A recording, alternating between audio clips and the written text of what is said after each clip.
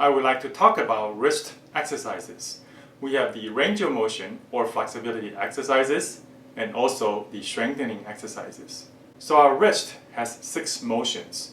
You could go up, which we call extension. We could go down, that's what we call flexion.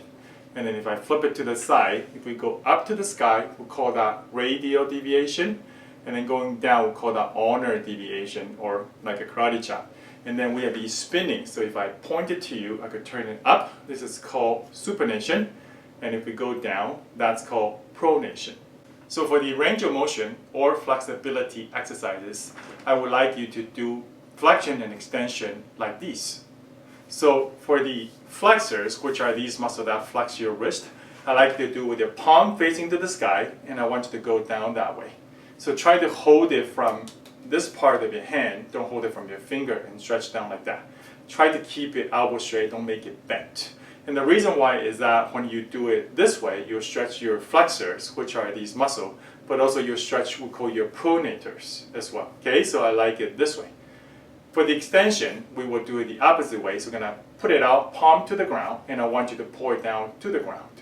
So you'll get the extensors, which are these muscles that extend your wrist, but also you get to stretch what we call your supinator.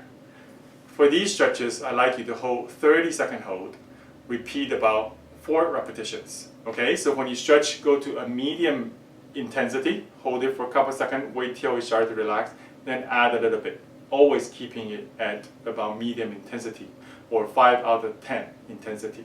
If you stretch too hard, your muscles might fight back.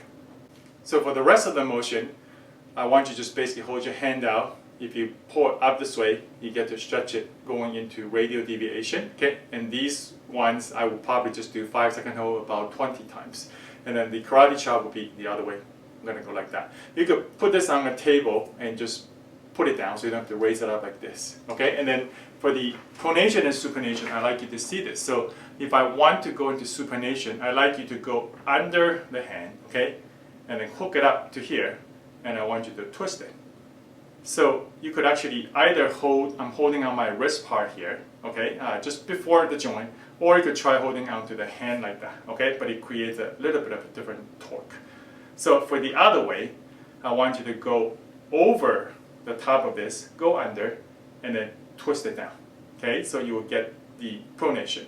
Same thing, either holding on the distal part of your forearm or your wrist. Okay. Now I showed it to you like this, but you could do it like by your body like this, and then so your elbow is bent by your body, and then you could actually twist them down. In that case, you're really just working on your wrist and elbow. If you do it like this, there is a chance you might be rotating your shoulder. So for the flexion and extension, the other choice is to do it over a table or a counter. So let's do the extension. Remember, we're going to do palm up to the sky and go down. So simply, you could just rest it on the table. I'm going to just gradually push this down. Okay? You could use your hand to help you push it down. And then I want you to move your body back that way. You'll get a very nice stretch out of that. Okay? So for the extension, we'll do the opposite. It's going to go down this way, put it down like that. You could use your other hand to push it, and then hold it down to the table. Then you're going to squat down, try to bend it. Okay, so you get a maximal stretch. You could do these stretches against the wall if you like, that way, if you don't have a table.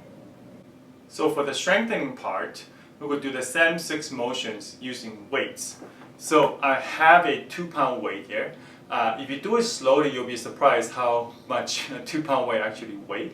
So let's do the motions here. So let's do it over the edge of a table, okay? If it's a hard surface, you could put a bit of towel down just to shield your arm.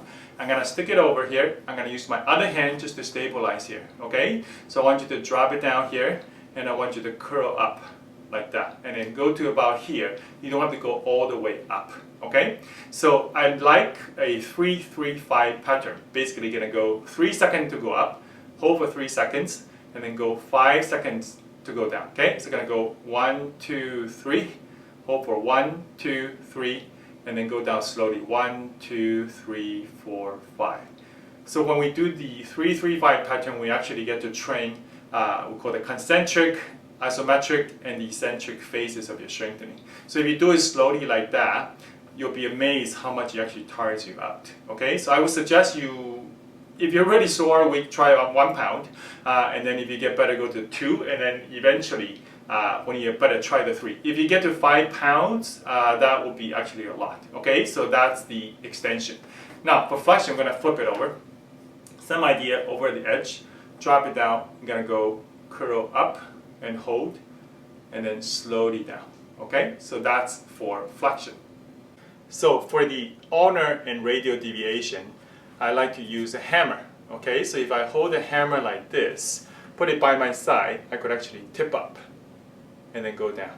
Okay, so that's the radial deviation. And then if you flip it over, go to this side, and it could go up this way and go down. So your arm just rests vertically to the floor. Don't try to raise it too much. Okay, and then try to only get the wrist to move. Don't swing the arm. So for the pronation and supination, I still like to use a hammer. I'll show you the axes. So if I face you this way, I could actually let it drop down this way, and then going the other way, going very slowly. Okay? So I'm going to do it by my side, resting on the table here again. I hold on to my forearm, I let it slowly drop down, and then come slowly up to the top, and then slowly down. So if you find it too difficult, just hold it a little bit closer to the head of the hammer, and that will decrease the leverage. Okay, so you could try that. So some people asked if you could use a dumbbell instead of hammer, and you could, just that you have to hold on to one end. If you hold in the middle, these two sides kind of balances out, so it looks kind of easy. So if you hold it like that, you could let it spin as well. Okay, it's just that as the dumbbell gets bigger, the end gets thicker, so it's really hard to kind of hold it like that. So I still prefer the hammer. So these range of motion and strengthening exercises are very useful for your wrist. Now our wrist is actually very closely related to our elbow. Okay, so you could also do some of the elbow exercises, which I have in another video. So for those people, if you had a cast, that you came out of a cast, likely you will have stiffness, you will have pain. As soon as the doctor has given you the clearance, coming out of the cast, you could use it. I want you to switch your mode from being more protective, try not to use it, to functional mode, where you try to use it. So in daily life, try to do everything, typing, cooking, cleaning, do them all, just to make sure you don't do it to the point that it actually gave you pain, but you should try to use it, because part of your usage is one of the best rehab for your wrist.